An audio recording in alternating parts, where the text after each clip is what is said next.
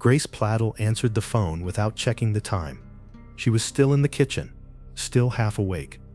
The house had that quiet feeling it only ever has, early in the morning, when nothing has started yet, and you assume nothing bad is about to. Stephen usually called later. That crossed her mind for a second, but not long enough to matter. "Mom," he said. His voice didn't sound upset. That was the first strange thing. Not rushed either, just blank, like he was reading something he already knew by heart. She waited for him to keep talking. "I killed my baby," Stephen said. Grace actually laughed, just a small breath of air through her nose, because her brain refused to accept what she heard. For half a second, it sounded like something said wrong, or something meant differently. "What?" she said. "What are you talking about?" There was silence, long enough that she thought the call might have cut out. Then he said it again, exactly the same way. "I killed my baby." Grace slid down against the cabinet and sat on the floor. She didn't scream. She didn't cry. Her body just gave up on standing. She asked him where he was. She asked him what happened. She asked him if the baby was breathing. Stephen didn't answer any of that. Instead, he said, "I'm driving to New York." That sentence changed everything. New York meant Katie. It meant court orders.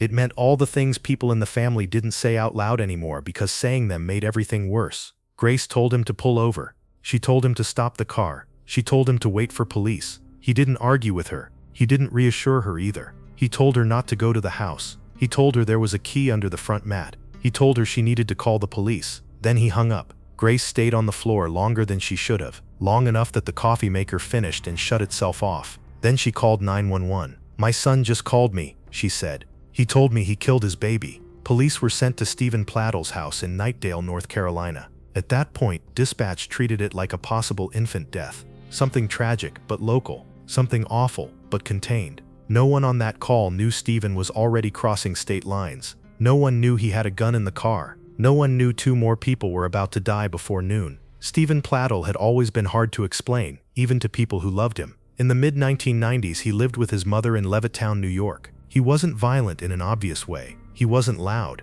He just didn't fit. He spent most of his time alone, taking electronics apart, reading gun magazines, watching TV late into the night. Grace used to say he was different, not broken, not dangerous, just different. Like life didn't come with the same instructions for him. Stephen struggled with jobs. He blamed bosses. He blamed coworkers. He blamed systems. Nothing ever stuck. When something went wrong, it was never his fault. Then came the internet. Back then, chat rooms were open spaces. No age verification. No moderation. People said whatever they wanted and disappeared when they were done. That's where Stephen met Alyssa Garcia. She was 15, living in San Antonio, smart, bored, curious, and online late at night, because it felt easier than real life. At first, their conversations were ordinary. Music, school, parents, the kind of things teenagers talk about when they want someone to listen. Stephen was 20. He didn't talk about the age difference. He talked about how mature she was, how she understood him, how she wasn't like other girls. Within months, he traveled from New York to Texas to meet her. Alyssa's parents warned her. They told her he was too old, too intense, too controlling. She didn't listen. By 16, she was pregnant. Stephen promised he would change. He promised a lot of things. Most of them didn't last long enough to matter. And that decision, to answer a message in a chat room, would eventually lead to 3 deaths almost 20 years later. It would be easy to say that Stephen Pladdle was always a monster. That there were signs, clear ones, that people just ignored them. But real life doesn't usually work like that. For most of his early years, Stephen was simply a difficult person to be around. He lived with his mother in Levittown, New York, through most of the 1990s. He didn't have a large group of friends. He didn't go out much. He stayed home in his room, surrounded by half-taken-apart electronics and stacks of magazines. Gun magazines were common, not unusual by themselves, but noticeable when paired with how isolated he was. Neighbors later said he was quiet, sometimes polite, sometimes awkward, the kind of person people noticed but didn't feel close to. Grace Pladdle tried to understand her son. She defended him often, said he struggled socially, said he had a temper, but nothing she believed she couldn't manage. Stephen had trouble holding jobs. He'd work somewhere for a while, then leave or get fired. There was always an explanation. Someone didn't respect him. Someone treated him unfairly. Someone else was the problem. That pattern would repeat for the rest of his life. Then came the internet. In the mid-1990s, Online chat rooms were still a new thing. No real rules, no age verification, no one watching closely. People could say whatever they wanted. They could be whoever they wanted. That's where Steven met Alyssa Garcia. She was 15 years old, living in San Antonio, Texas. Smart, curious, and restless in the way teenagers often are when they feel trapped by their environment.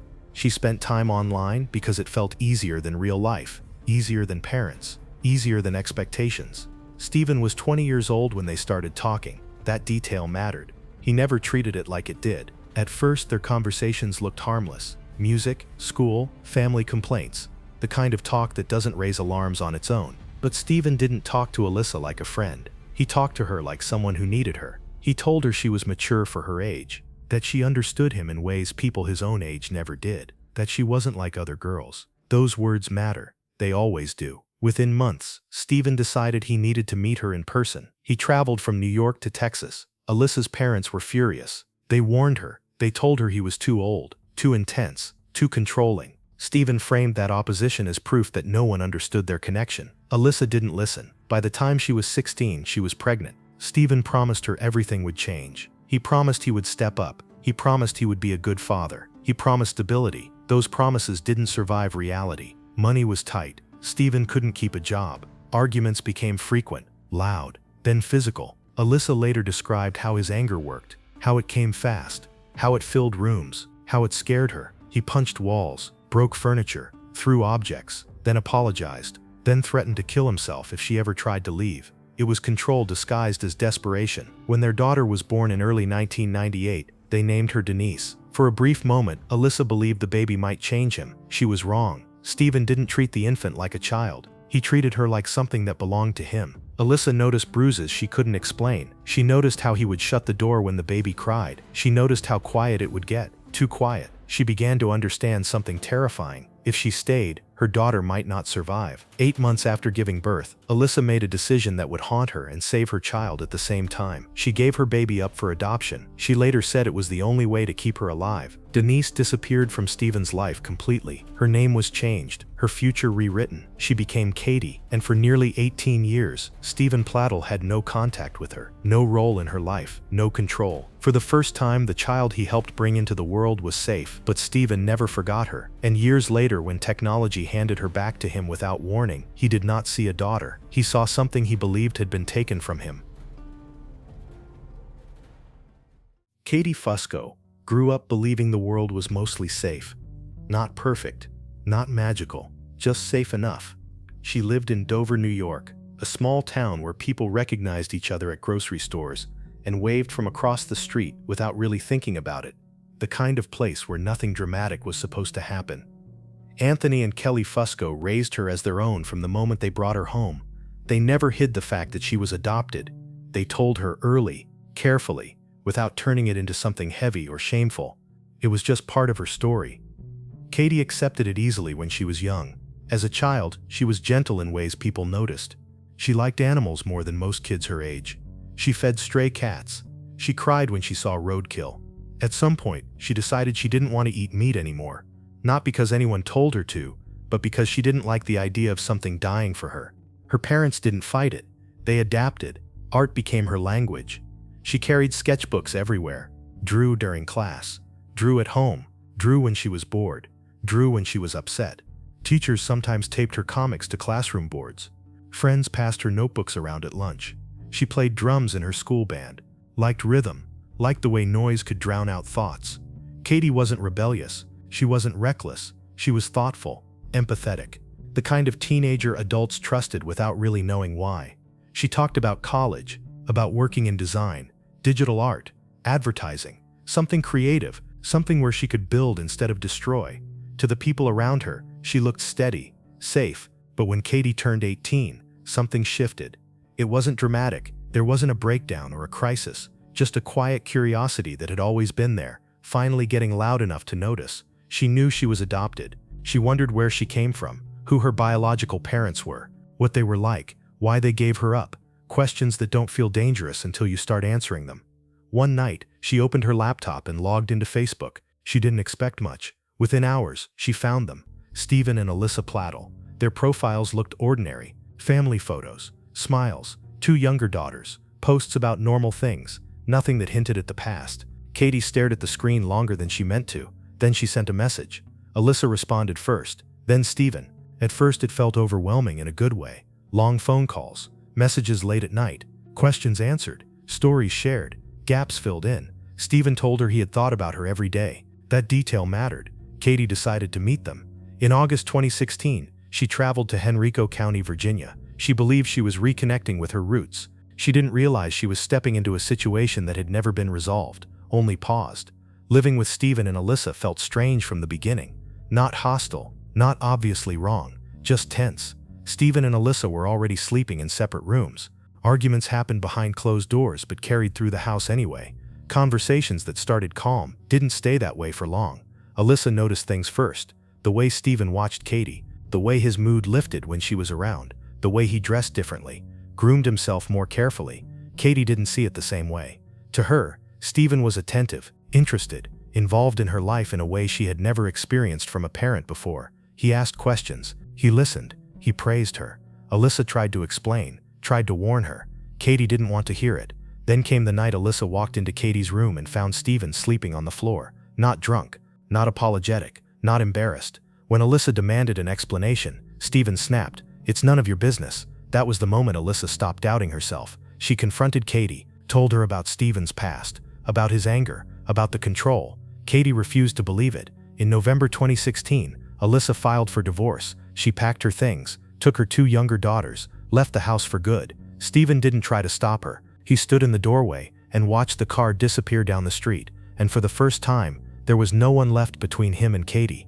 After Alyssa left, the house changed. It became quieter, heavier. Steven and Katie lived there alone. He told his younger daughters during weekend visits that Katie was special, that they needed to respect her. When one of them asked how they should address her, Steven answered without hesitation, "Call her your stepmom." The words didn't make sense. Not yet. Alyssa wouldn't learn the truth until months later, when she found her 11-year-old daughter's journal left open on her bed. Inside, written in careful handwriting, were sentences that made her stomach drop. "My dad calls her baby his baby. My dad says she's my stepmom." There were drawings too. One showed Steven with horns, labeled simply, "The devil." Alyssa didn't need more confirmation. She called Steven. "You got her pregnant?" she demanded. "I thought you knew," he said. "We're in love." Alyssa didn't sleep that night. After the phone call, after Steven said it out loud like it was nothing, she sat in her car for a long time with the engine off, trying to decide what to do next. There are moments in life where every option feels wrong, but doing nothing feels worse. She called the police. She told them everything she knew about the journal, about the pregnancy, about what Steven had admitted without hesitation. Detectives opened a file. They listened. They asked questions. And then they hit a wall. Katie was legally an adult. She was over 18. There were no visible signs of force, no recorded threats, no messages that clearly showed coercion. Biologically, it was incest.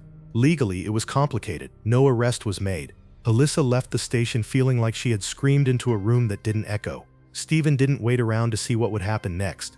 Within days, he and Katie packed their belongings and left Virginia. They drove south. They ended up in Knightdale, North Carolina, moving into a quiet suburban home with Steven's mother, Grace. To the outside world, they looked like an unusual couple. Older man, younger woman, nothing more than that. They didn't correct anyone. Inside the house, they stopped pretending. They told Grace they were in love. Grace didn't know how to respond. She didn't approve, but she didn't know how to stop it either. She clung to the idea that Katie was an adult, that it was complicated, that it wasn't her place. The nursery went up quickly. Baby clothes, crib, bottles lined neatly on the counter. They talked about the baby like it was proof that everything was real. They talked about destiny. They talked about starting over. Steven didn't talk about the past. He talked about how the world just didn't understand them. In July 2017, Steven and Katie drove to Maryland. They applied for a marriage license. On the paperwork, they checked a box stating they were not related. No one questioned it. No one checked. No one stopped them. They were married. Both mothers were there. Grace stood beside her son, her face tight, her hands folded. Kelly and Anthony Fusco sat quietly, stunned, unsure what they were witnessing or how to intervene without pushing Katie further away. The ceremony was short,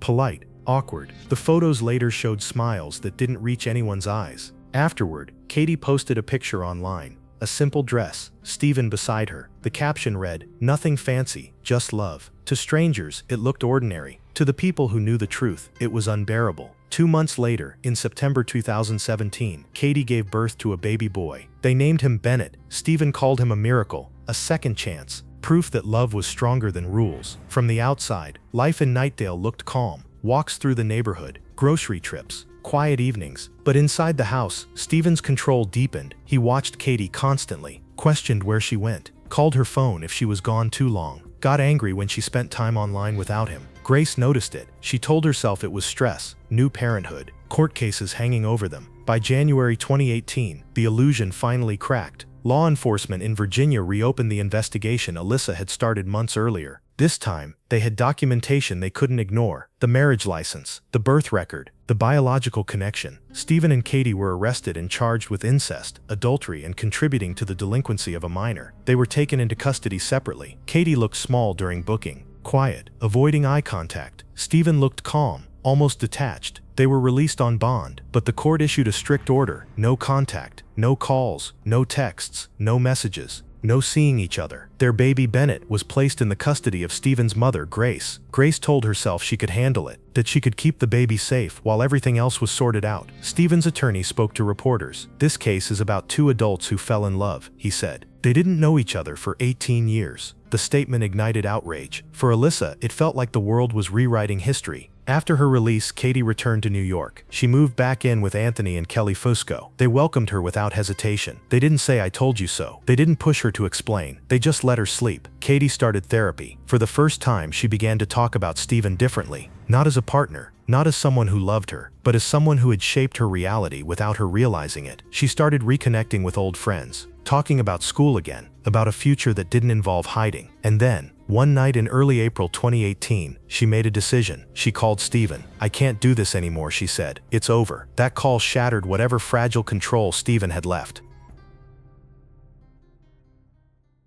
After that phone call, Stephen disappeared into himself. He stopped answering messages, stopped returning calls, stopped pretending anything could still be fixed. People later said they barely saw him leave the house, that the lights stayed off even during the day, that empty bottles began to collect near his recliner. Grace noticed it immediately. She asked him if he was eating, if he was sleeping, if he was okay. Stephen answered in short sentences, flat ones, the same tone he would later use on the phone the morning everything ended. He talked about Bennett constantly, about how the baby needed him, about how Katie was confused, about how everything would make sense again if he could just see her. Grace reminded him about the court order, about the no contact rule, about the consequences. Stephen nodded. He always nodded. On the evening of April 11, 2018, Stephen came to Grace's house in Cary, North Carolina. He said he wanted to take Bennett for the night. He told her he planned to drive to New York in the morning, that he wanted Katie to see the baby, that once she held him again, she would remember what they had. Grace hesitated. She knew something wasn't right. She could feel it. There was a hollowness in Stephen's eyes that unsettled her. But he was the baby's father, and he sounded calm. And nothing like this had ever happened before. She agreed. Stephen strapped 7-month-old Bennett into the car seat and drove away. Grace watched the taillights disappear down the street. She would later say she wished she had stopped him, that she wished she had trusted her instincts instead of her hope. That night passed quietly. No text, no call. Grace told herself Stephen was driving, that the baby was sleeping, that everything was fine. Morning came. Still nothing. She called Stephen's phone, straight to voicemail. She tried again. Nothing. Then finally, the phone rang. Stephen's name appeared on the screen. Grace answered immediately. He didn't greet her. He didn't ask about her. He said only what he felt he needed to say. He told her the baby was dead. He didn't explain how. He didn't describe what happened. He told her not to go to the house. He told her to call the police. He told her he was already on his way to New York. Grace hung up and dialed 911. Her voice shook, words tangled together. "My son just called me," she said. "He said he killed his baby." Police were dispatched immediately to Stephen's house in Nightdale. When officers forced their way inside, they found 7-month-old Bennett lying unresponsive. No signs of struggle, no note, no explanation. The cause of death was later believed to be suffocation. Stephen never left a message explaining why. While police were securing the scene in North Carolina, Stephen was driving north. He had been on the road all night. He crossed state lines, passed rest stops, drove through places where no one knew his name or his story. In New Milford, Connecticut, Katie Fusco was getting into the car with her adoptive father, Tony. It was a routine drive, one they made often. They were heading to visit family, talking about nothing important, the kind of morning that doesn't feel memorable while it's happening. They didn't know Stephen was behind them. They didn't know he had rented a minivan. They didn't know he was armed. At an intersection where Route 55 meets Route 7, traffic slowed. Stephen pulled up beside them. Witnesses later said it happened quickly. He rolled down the window. He fired. Glass shattered. Cars screeched. People screamed and ducked for cover. Katie and Tony were both shot in the head. They died at the scene. A passing firefighter from New York was one of the first to call 911. He described bodies in the car. Blood on the road, a blue minivan speeding away. Stephen didn't stop. He drove north again. Less than an hour later, police found the minivan parked along a rural road in Dover, New York, not far from where Katie had grown up. Inside, Stephen Plattle was dead from a self-inflicted gunshot wound. 3 generations were gone in the span of a single morning. A baby, a daughter, a father, and the man responsible never explained himself. By the time the sun was fully up, 3 people were already dead. 7-month-old Bennett in a quiet house in North Carolina. 20-year-old Katie Fusco in the passenger seat of her car in Connecticut. 56-year-old Tony Fusco beside her. Stephen Plattle was found shortly after. His rented minivan was parked along a rural road in Dover, New York, not far from the town where Katie had grown up. Inside, police found him dead from a self-inflicted gunshot wound. He left no note, no explanation, no apology, just a series of actions that spoke for themselves. Police in North Carolina and Connecticut held press conferences later that day. They laid out the timeline, confirmed that the same man had killed his infant son, then driven hundreds of miles to murder his daughter and her adoptive father, before taking his own life. Reporters struggled to describe the case. Some called it a domestic tragedy. Others called it an incest case. Many didn't know what to call it at all. For Alyssa Garcia, there was no confusion. In her first interview after the murders, she spoke slowly, choosing each word carefully. She said she had warned people for years. She said she had tried to protect her children. She said the system had failed them. "I lost my daughter 3 times," she said, "when she was born, when he took her, and now forever." Grace Plattle did not speak publicly much after that day. Friends said she was devastated, that she replayed the moments over and over, wondered what she missed, wondered what she could have done differently. She had tried to believe her son. She had tried to believe that love, even when it looked wrong, might still be something other than danger. The Fusco family buried 2 people instead of 1. Katie was laid to rest beside Tony, in the same town where she had once walked home from school with a sketchbook under her arm, the same place where she had dreamed about college and a future in art. Friends remembered her kindness, her empathy, the way she made people feel comfortable without trying. They remembered her drawings. The house in Nightdale was eventually emptied, the nursery dismantled, the toys boxed away. Nothing about it looked unusual anymore, and that was part of what made the case so disturbing. This was not a crime committed in the shadows by strangers. It happened in plain sight, over years, with warnings, with reports, with chances to intervene. But each time, the story was complicated. Each time, it fell into a gray area. Each time, the moment passed. Stephen Plattle never used the word control. He used the word love.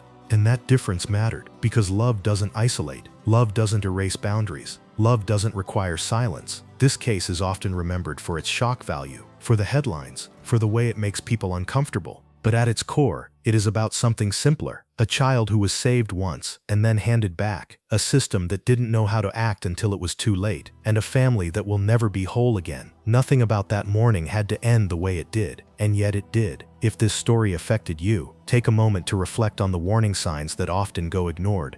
Isolation, control, fear disguised as affection. And if you have thoughts about this case, share them in the comments. Every perspective matters. Thank you for staying with us through this story.